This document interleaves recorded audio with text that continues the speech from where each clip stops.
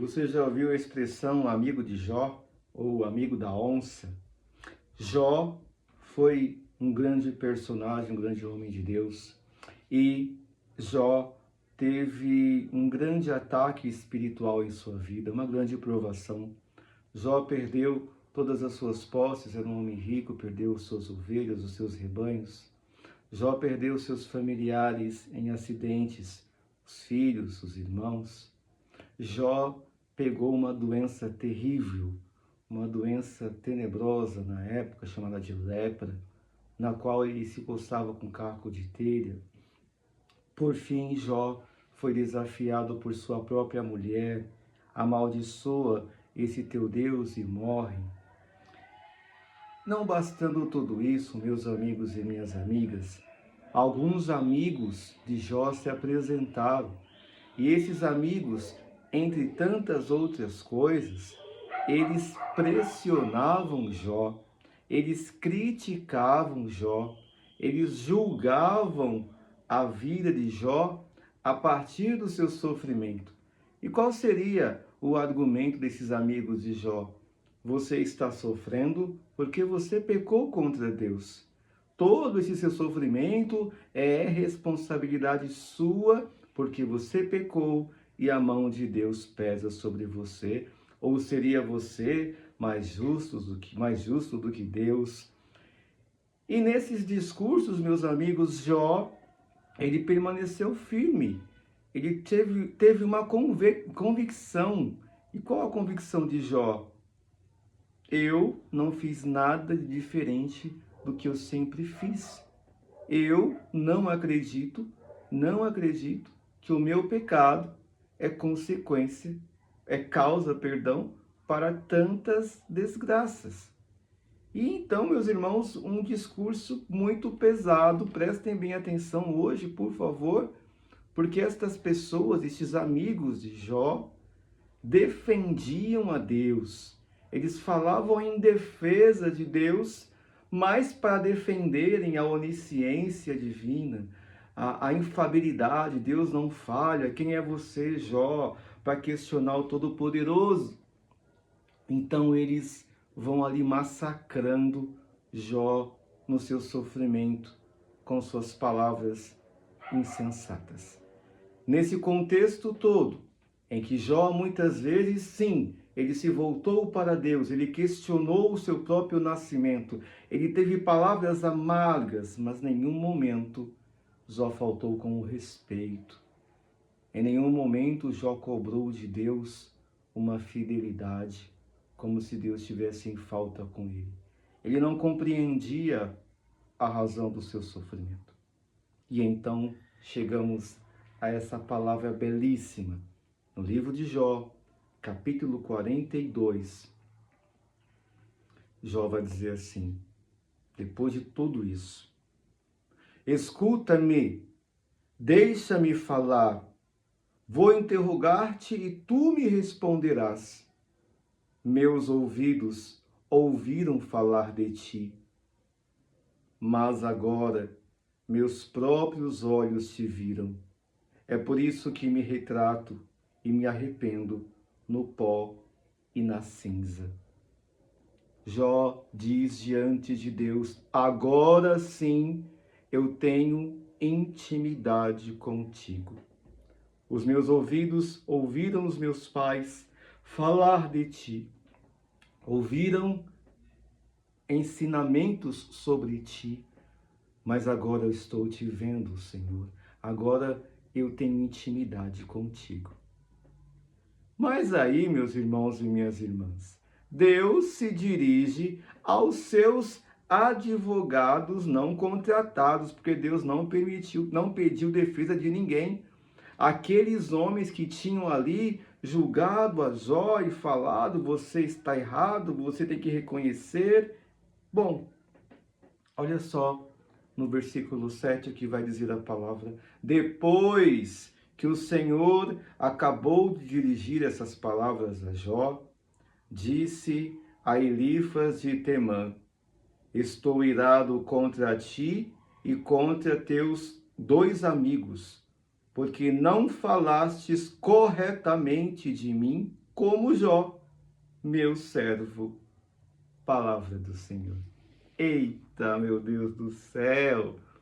O próprio Deus repreendeu os seus defensores, porque esses homens não foram, lógico, a intenção desses três amigos era de repente levar Jó uma penitência na cabeça deles, e Deus tiraria sua mão pesada de sobre Jó.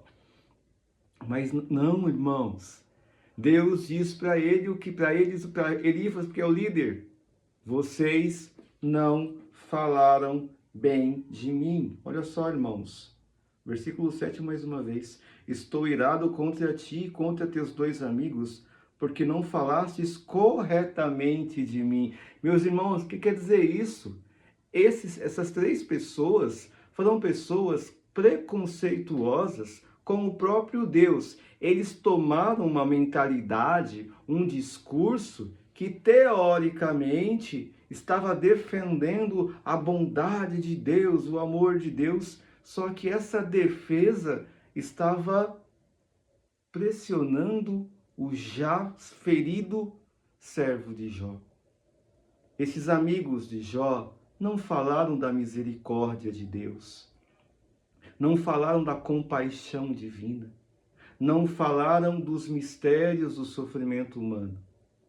Eles defenderam a divindade de uma forma ferrenha e, para isso, massacraram com juízos de condenação sobre Jó. Para terminar esse momento de reflexão, no Novo Testamento, o Senhor Jesus Cristo, o Filho de Deus, aquele que veio do Pai e tem toda a autoridade para falar sobre, ele deu um nome para a missão do Espírito Santo, e ele fala Paráclito, que é defensor.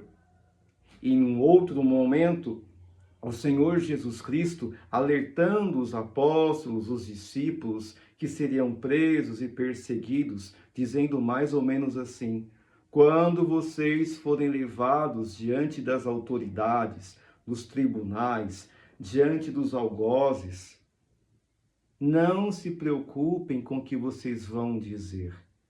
Porque uma vez que vocês estejam ali, como esteve o servo de Deus Jó, o Espírito Santo, o Paráclito, o defensor, inspirará tudo aquilo que vocês deverão dizer. E, meus amados, me permitam me aprofundar um pouco mais. O Espírito Santo de Deus, nesta missão específica que ele vem em nossa defesa, mas também em defesa do reino de Deus, ele não fala sobre a pessoa, ele fala sobre o próprio Deus, sobre a própria Trindade, sobre o reino. Quando Pedro, quando qualquer um dos apóstolos estavam ali diante das autoridades, em nenhum momento eles pediram clemência. Em nenhum momento eles pediram para ser libertados. Em nenhum momento eles pediram ali uma série especial, porque tem curso superior. Eles defendiam que Jesus Cristo é o Filho de Deus. Eles defendiam que Jesus Cristo ressuscitou dos mortos. Eles defendiam que o reino de Deus já estava instaurado e por isso eram assassinados. Perceberam a diferença da real defesa do reino de Deus daqueles que de forma preconceituosa, de forma às vezes até mal intencionada, usam de violência para defender os seus ideais, as suas ideologias em nome de Deus. E aí nós entendemos um pouco esse mistério. Meus irmãos e minhas irmãs, vamos falar corretamente de Deus. Vamos falar corretamente sobre o Todo-Poderoso, o nosso Pai.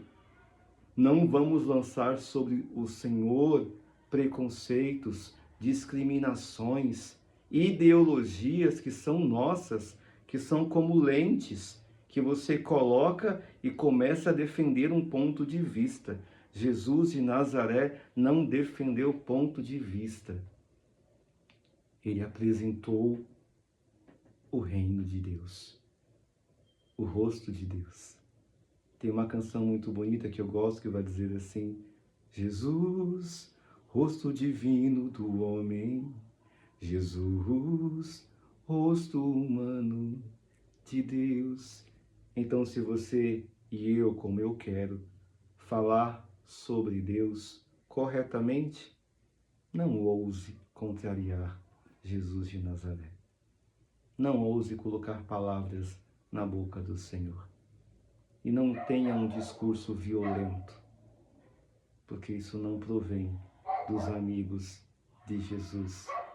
E para concluir, meus amigos, Jesus também disse: não vos chamo servos, eu vos chamo amigos, porque vos dei a conhecer tudo sobre meu Pai, ou sobre o meu Pai.